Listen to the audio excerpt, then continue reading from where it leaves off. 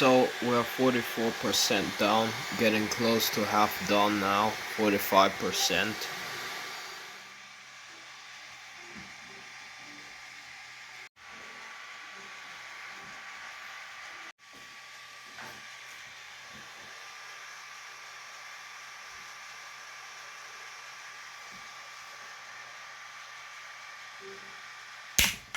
Ooh.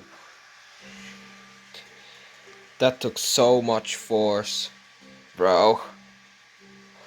Wow. But anyway, it's off the bed, thankfully.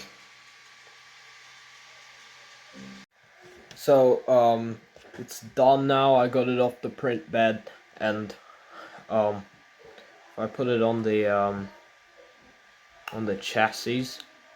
It goes quite well. I just had to use this knife to like scrape out some of the back of the base of the running board of the locomotive, just so I can have clearance for the chassis, because it was making the chassis not work properly. But now I can just put this on the track and off we go.